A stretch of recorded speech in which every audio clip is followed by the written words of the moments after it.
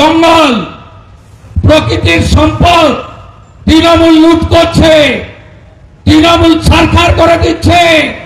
আজকে সোশ্যাল মিডিয়াতে দেখবেন আমি পোস্ট করেছি, একটা সিসিটিভি বসেছে হসপিটালে 3.5 লক্ষ টাকা করে দাম। তৃণমূল অভয়ার নামে টাকা সিসিটিভি থেকেও কাটমানি নিচ্ছে। জাস্টিস ফর অভয়া আর কাটমানি ফর তৃণমূল, এই চোরেদের তাড়াতে হবে। শুনলেন আপনারা? এতদিন তো আমাদের রাজ্যে বালি পাথর, শিক্ষকের চাকরি সবকিছু অনেক হয়ে গেল। এবার যে আরজি করে মতো জায়গায় এরকম একটা ঘটনা ঘটে গেল যেখানে সিসিটিভি ফুটেজই নাই, সিসিটিভি অকেজও কাজ করতেছিল না, যার জন্যে সুপ্রিম কোর্টের নির্দেশে আমাদের রাজ্যের মেডিকেল কলেজগুলিতে সিসিটিভি লাগানোর কথা বলা হয়েছে। সেটাতেও এবার বড় ধরনের দুর্নীতি। আপনারা শুনলেন, বিশ্বাস হচ্ছে না? না, সেই কথাটাই আরেকবার শুনুন। আজকে সোশ্যাল মিডিয়াতে দেখবেন আমি পোস্ট করেছি, একটা সিসিটিভি বসেছে হসপিটালে 3.5 লক্ষ টাকা করে দাম।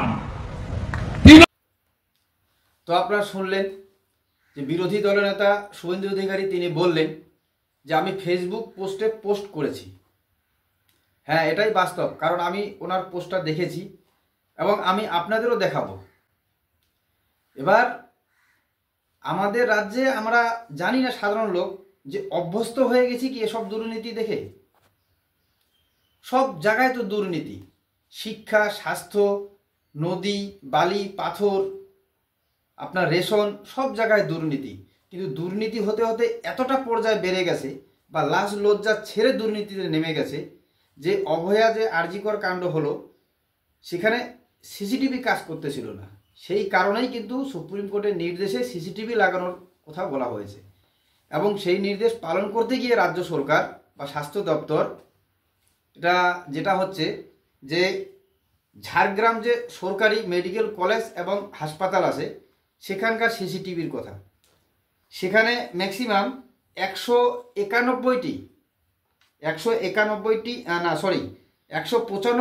সিসিটিভির জন্য বরাদ্দ করা হয়েছে 3,22,52,923 টাকা।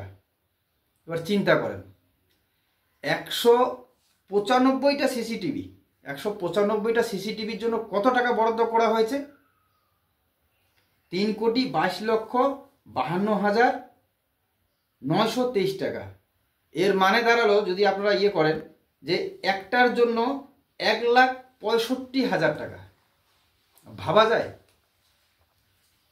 এবার এই ব্যাপারটা তো সকলেই বুঝতে পারবেন, কেননা আমরা কম বেশি এখন গ্রাম অঞ্চলেও ভালো ভালো যে বাজারগুলি থাকে সেগুলিতে আমরা দেখি যে সিসিটিভি লাগায় এবং সিসিটিভি ভালো উন্নত মানের সিসিটিভি লাগাতে গেলে কত খরচা হয় সেটাও জানা যায়।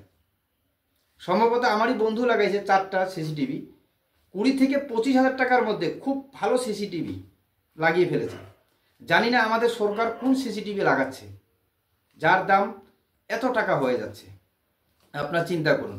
এবার আরেকটি যেটা হচ্ছে সেটা হচ্ছে আপনার আরামবাগের যে সরকারি হসপিটাল আছে মেডিকেল কলেজ, সেটাতে 50টা সিসিটিভির জন্য 1,75,98,739 টাকা।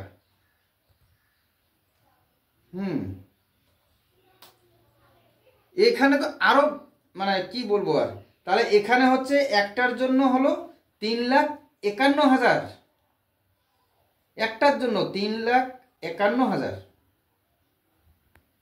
মুশকিল সমস্যা। মানে আমি নোট করে রেখেছিলাম, সেটা দেখেও বলবো আপনাদেরকে, সেটা দেখেও বিশ্বাস হচ্ছে না যে আমি কি বলতেছি। কারণ এর আগেরটা দেখলেন যে 1,65,000 টাকা একটা সিসিটিভির জন্য, আবার তৎক্ষণাৎ নিচে দেখতেছি যে 3.5 লাখ টাকা প্লাস। ভাবা যায়? আপনারা ভাবুন এবার কি করে সম্ভব। লাজ লজ্জা, চোখ লজ্জা সব কিছু যদি শেষ হয়ে যায়, তাও আমার মনে হয় এরকম কোনো চোর হবে না যে এরকম কোনো চুরি করতে পারে।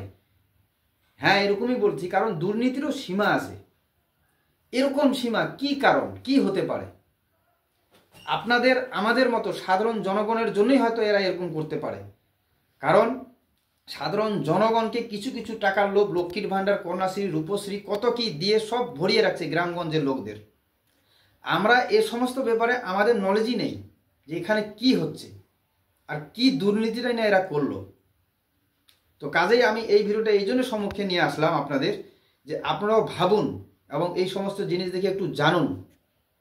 বিরোধী দলনেতা পোস্ট করছে বলে এটা না যে তিনি বিরোধী বলেই বিরোধী হয়ে হয়তো বলতেছেন, মিথ্যা কথা বলতেছেন। তার পোস্টগুলো দেখবেন, সেগুলো সরকারিভাবেই নেওয়া। মানে আমি বলছি, বলাটাও হচ্ছে না। কি করে হতে পারে? আকাশ জমিন ফারাক, আকাশ জমিনও না এখানে, মানে বলার ভাষা নেই। তো কাজেই আপনারা এই সম্বন্ধে খোঁজ খবর রাখুন সাধারণ জনগণ।